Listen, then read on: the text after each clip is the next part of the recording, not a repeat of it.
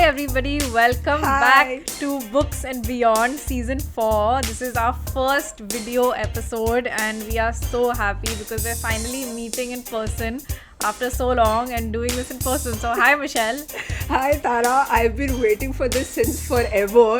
I'm so used to seeing Tara's name on screen that now it feels so surreal, right? But I'm very, very happy that we are recording this. Yeah, and it's been such an interesting journey because we started off from recording in a studio before the pandemic to all of these bloopers online to finally in the bound office with all our amazing books and plants, and we're so excited to go into this episode. And Tara, I realized this is such a creative space. This aesthetic makes so much difference. I would say your mindset also, because otherwise you're just staring at the screen, you're staring at names. It's very robotic. Yeah. So this is literally behind the scenes at Bound.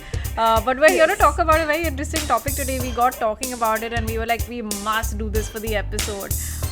So do you want to introduce this topic? Yes, Tara, I was waiting to record this since forever because I love dark characters. So what we're going to be doing is we are going to be talking about villains, right? The anti-heroes, scamsters, fraudsters, murderers, all those people who really make you think about what's good, what's bad, right? And I think this good versus evil is something, everyone is interested in, right, Tara? Because, since you're a kid, you go through fairy tales where there's a very clear heroine and there's a witch, right? At least I was, raised on that. And now we are seeing that this genre is slowly developing, right? And I think that's what we are going to be dissecting on today's episode. Yeah, it's the rise of the villains, the rise of the con artist, the scam artist. And it's very interesting because these people are actually sort of becoming the heroes in a way of these stories. Exactly. And that's what we're going to discuss. So, to begin with, Tara, so who is an antagonist, right? So who is a villain? I'm pretty sure all of you will find the definition on Google, but,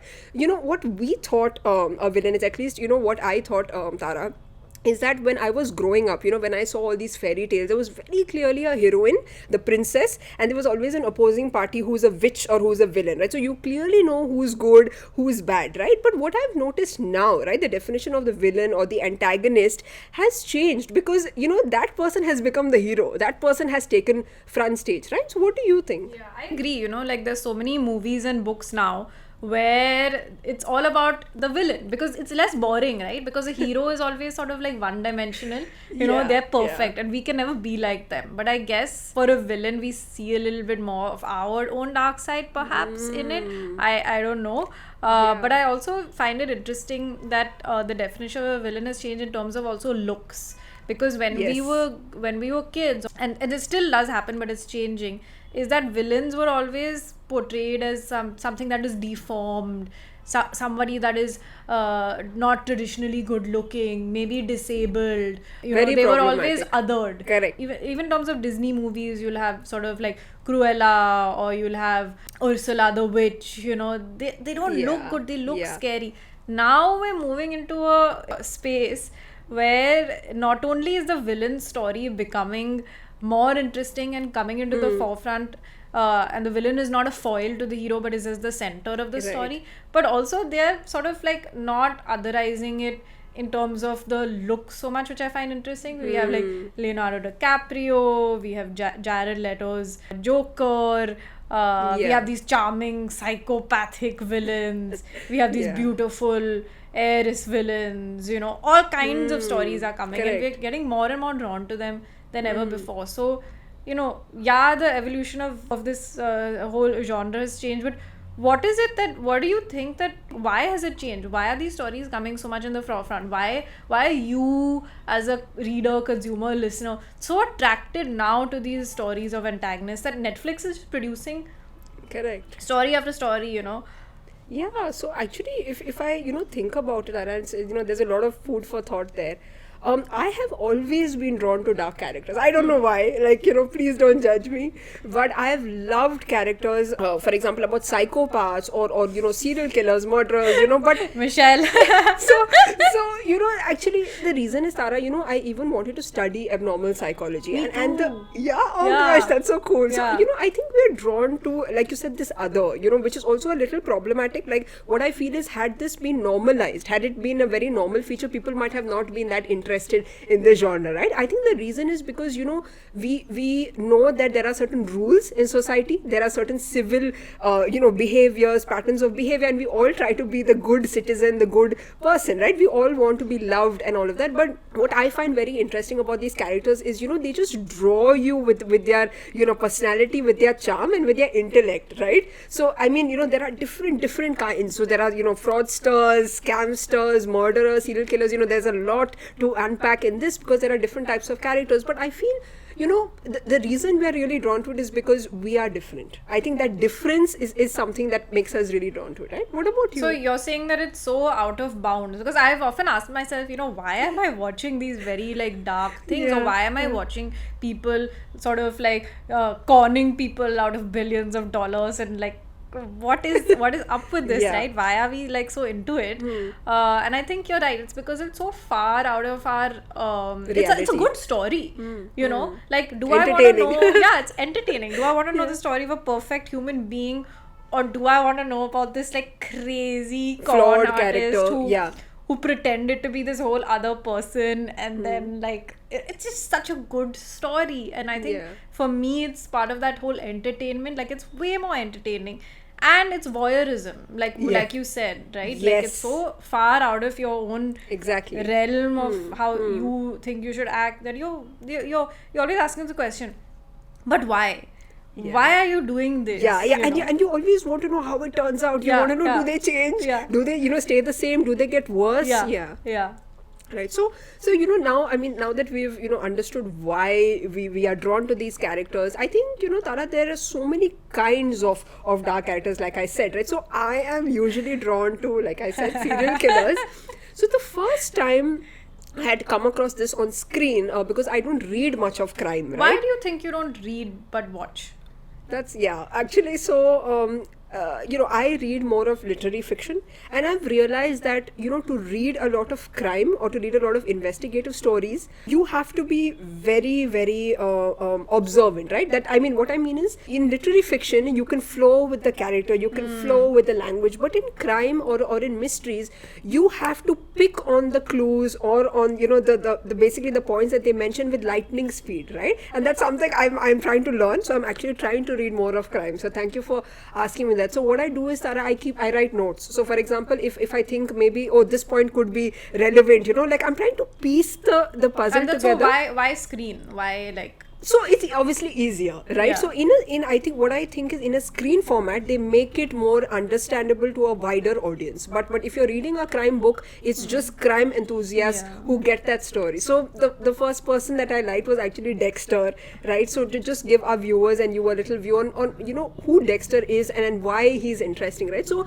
he's this boy who this cop found him in very undesirable circumstances. So his mom was killed and very tragic childhood. But as this boy grows up, the father notices that he has this fixation towards killing things. Like it starts small, right, with animals, with insects. That's so scary. But what I found the most interesting, because I love family stories, I love parental validation, all of that.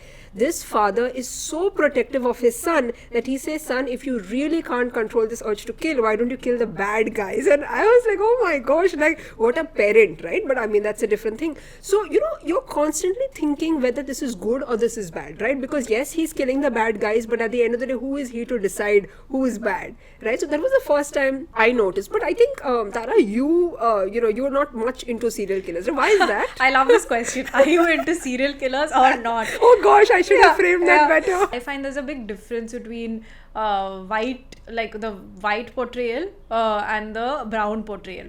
So if you look at White Tiger, he's not a serial killer, but he's a murderer, the driver of this rich couple. It comes from the space of revenge or I get it. It's poverty, it's relational, it's sort of like desperation that drives it. It's societal factors that are driving it. Versus a lot of these stories that are there in the West, the Ted Bundy tapes, for example, who was a psychopathic serial killer. Yeah. It's about that psychopathy.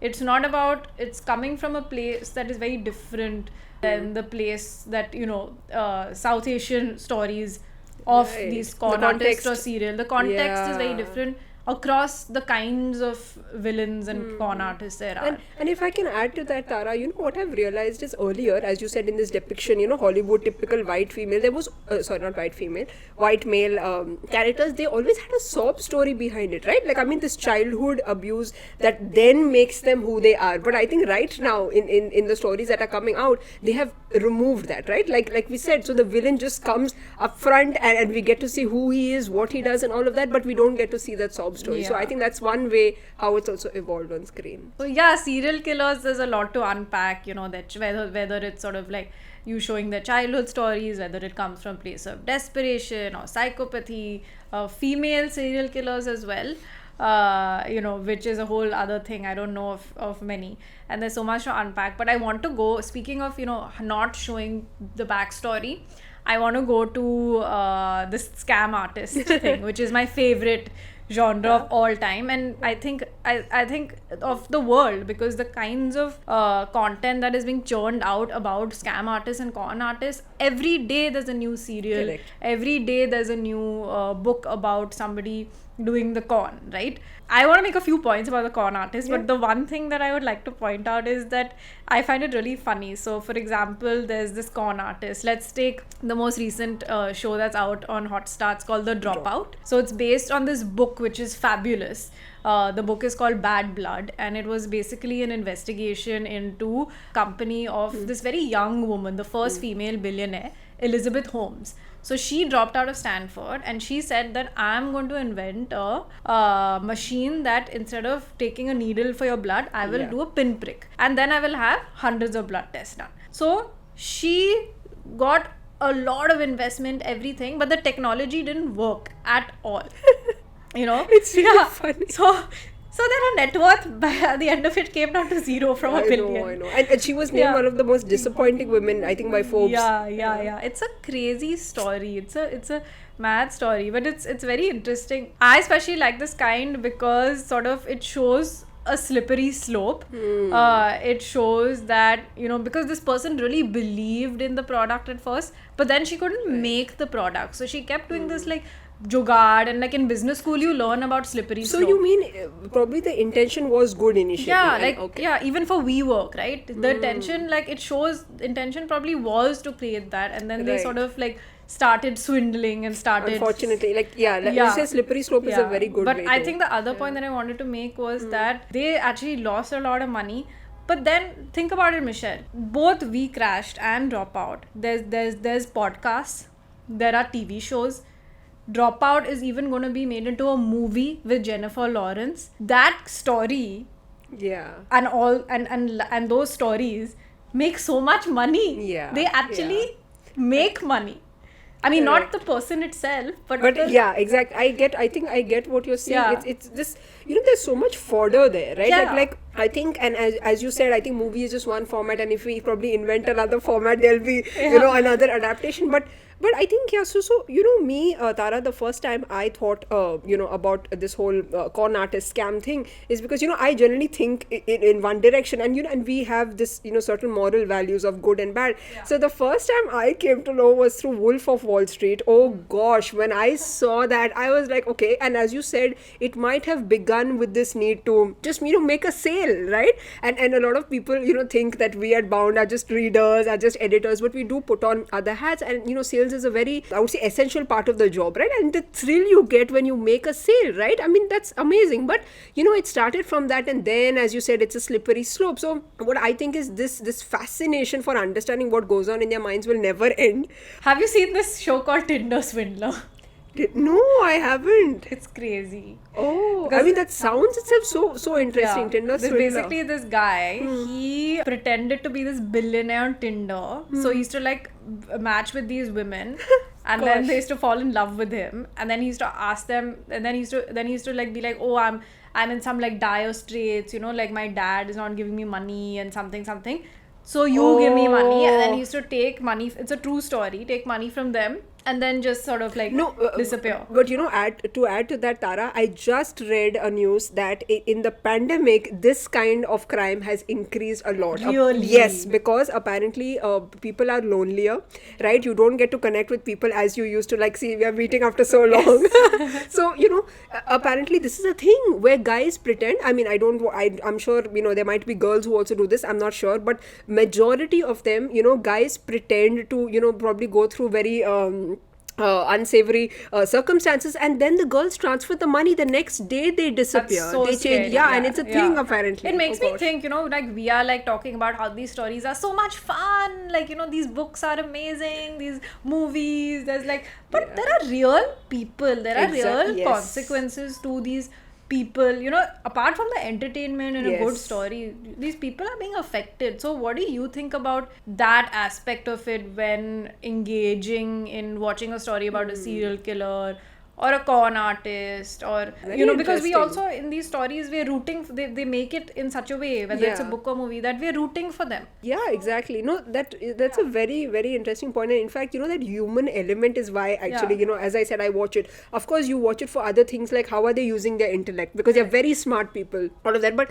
to talk about this human element, Tara, I'm thinking about how problematic these stories are, right? Because of course, there are good aspects. You get to hear, you become aware. I think the viewer or the listener becomes quite aware of what might happen to them. You might become more vigilant after that, right? But apart from this awareness that they provide, I do think it's a little problematic, right? Especially when it comes to mental health, right? Because, and like you said, this human aspect. So Tara, they do cover things about their life, but that human element is missing because it's always a sob story. It's always a typical journey where you have a bad childhood, and that's how they become they are, like the Joker, right? But then I feel like, again, like that is fine.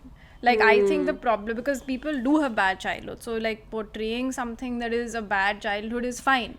I think the way that it is problematic is because the fact is that these stories are then used to garner sympathy for somebody who is doing something outside society's realms, right? We all have backstories, we all have sob stories, and they should be looked at and they should be sort of spoken about. But to use it to then say that, okay, what you are doing, which is like killing people or conning people, makes it okay or justifies it, that to me is problematic. Like if somebody has a genuine mental issue, that's going and exploring that mental issue and then saying that how do we address that issue is different than using a sob story to then like garner sympathy. So actually, this talk about what's problematic in these stories, Sarah, really made me think about how disability has been shown through these stories, right? Like you said earlier, it's always this person with a facial disfigurement, right? They become antisocial and then they kill, right? So I would really love to see stories where they are normalized, right? Where a person has different features, who might look different from you, but then they are normal people, but right? It has been, but that's why the scam artist ones, they do that. So for example, like all these like billionaires and all these people, they look great. I mean, because they're based on true stories. I think there's a differentiation between I think we have to also differentiate between a true story and a fictional account. And in true stories, it's often, again, like these psychopath behaviors. They're good-looking people. I think actually that's evolved a lot from the beginning, where earlier you had in fiction disfigurement and things. Okay, so you're saying less of that. It moved to psychopathy. It moved to people pretending to be these gorgeous billionaires, or like, for example, Inventing Anna, which is about this girl who isn't anything great, but is pretending to be a German billionaire. She's beautiful. She wears amazing clothes. I mean, Ted Bundy, who we spoke about, gorgeous guy. I mean, to look at, like disgusting what he did. But I think, like it depends also on whether it's a true story. Maybe in a fictional account, for example, Padmavat with Ranveer Singh, he had disfigurements. So I think that is like. No, but also I would like to counter that a bit, Tara. The thing is, see, I feel beauty is subjective. Honestly, like if you, I mean, what I mean is, what might be gorgeous to you might not be gorgeous to me. So I mean, I think we are fed with these notions of what is beauty. So I would like to see a change in that. Like what I mean is, if you probably see a differently looking person, like normalized, sitting beside you and talking to you, that might become your vision of beauty. as well. So the reason we feel certain things are beautiful is because they have been showing us the same kind of beauty. So for example, I recently watched, was it Batman or Spider-Man? I don't remember. I recently watched the latest, I think, yes, I recently watched Spider-Man in the theatre, Tara, and the heroine of the main lead is this mixed race woman. I'm sorry, I don't... Zendaya. Yes. Yeah. So I loved to see that. Like, honestly, I was sick of seeing white women on screen, and I felt but that's that was another so conversation. So I think the point is that villains were portrayed in the mainstream as always disfigured, with the Joker, with that smile, or the earlier examples that I said. But nowadays, it's not about the disfigurement so much as actually evolved to the psychology, the con, and the otherizing is not done through looks as much. Correct. So, Tara, like, I've been thinking about the way this genre has evolved. As you said, so first the villain existed because of the hero, and a lot of problematic things like we discussed. And now the villain is right in the front. You get to see them, see what they're doing, and it's amazing, right? But if you talk about what changes you would like to see, of course, definitely the problematic things we mentioned. But apart from that, Tara, how I see this genre evolve, I think it's gonna turn towards more to do with technology, with IT, especially cybercrime. I feel that there will be a big boom in cybercrime content. So one show that I would like to mention is Clickbait. So I watched this show. Oh gosh, it kept me on the edge of my seat, and I was thinking why, right? It of course there are so many things you can love in a story, but the main reason I was drawn to it was because it was set in a social media. I mean, basically the whole concept was around a YouTube video, a live streaming YouTube video of a guy confessing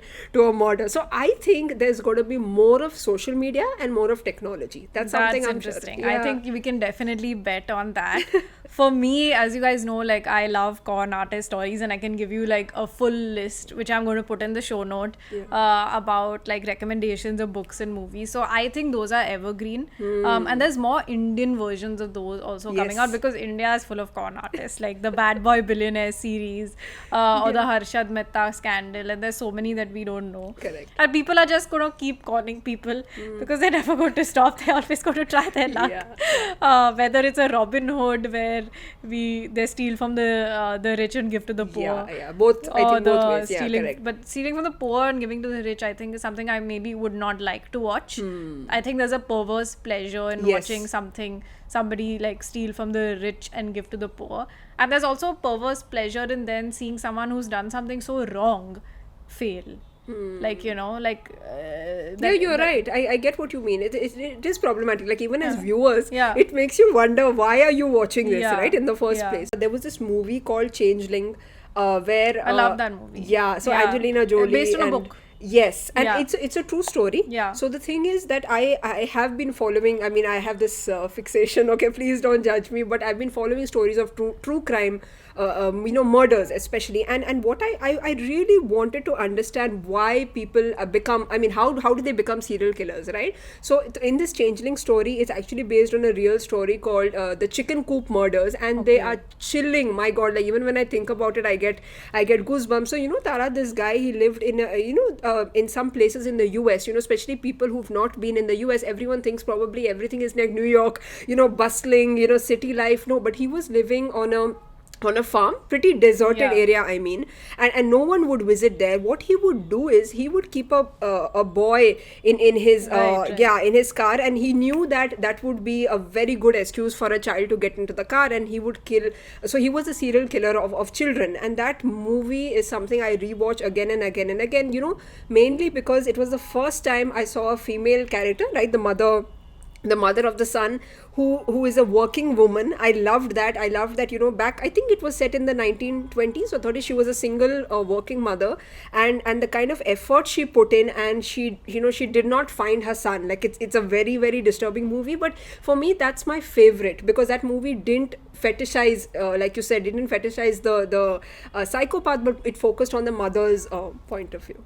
That's very interesting, and made me think of the book Room. And it's very like, like, once I watch one of these, I actually moved away from these kind of stories. Right. Because they're so disturbing. They're so sort of like dark, you know. I think that's why people are moving away from these kind of stories, and that's why we're seeing sort of villains and con artists being put, which is problematic as we spoke about, but being portrayed in this sort of like more fun way. Like even the type of music that you see like in Wolf of Wall Street, or this Inventing Anna, because it's not as like that desperation, that dark. I don't want to see that level of tragedy, you know. It's too much for me. And I think people want to see things that are othering, that are different than hero stories.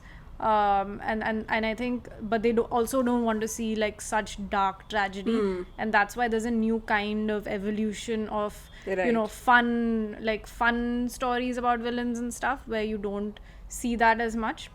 But a story that is very dark, which I really like because of technique, you know, like as an editor, I really love this book.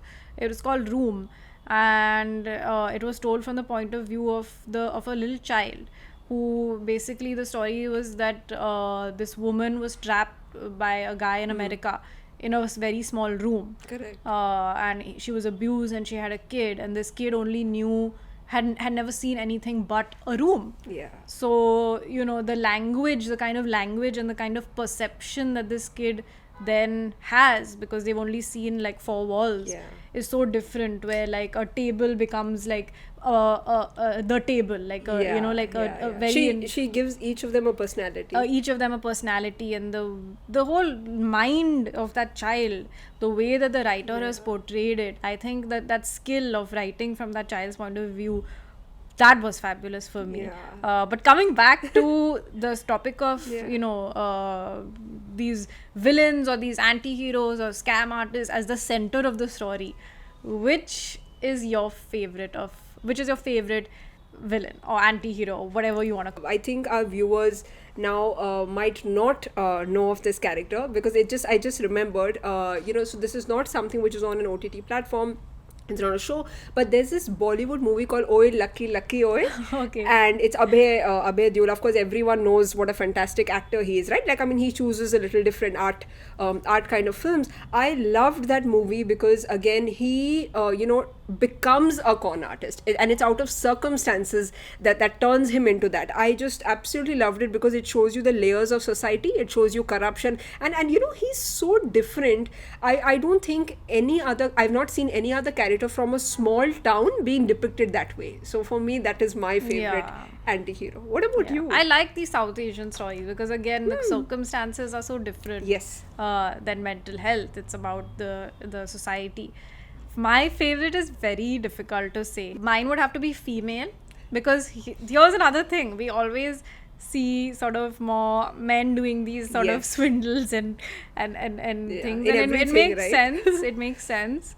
I always find a perverse pleasure in watching women, like con artists, or women doing things. I somehow get a little inspired by them. I know it's not the right thing to say. Oh god, that is scary. But they're badass, some of them, you know, the way they're portrayed. So I think for me, maybe a recent one that comes to my mind is Anna, because she was something else. She was just, I mean, like, she was really smart, and she knew how to manipulate people and get what she wants. And she was very confident. You know, some of these women are very confident. Yeah, they're using it in the wrong way, but I like that confidence. So I think as like young, like maybe not young, I don't know what we are, but women in our 30s.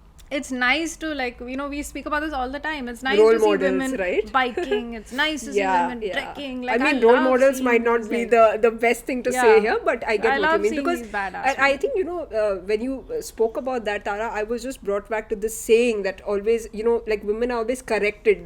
From the way you sit to the way you talk to the way you behave, we are told that there's a right way. So I think that's what you mean, that, you know, that's why you're drawn. I think you're right. Yeah, cool. I think you're right. So I think that brings us to the end of this episode. I think this is one of the most fun episodes because we did it in person. We did it in our office. And we finally got to like vibe off each other.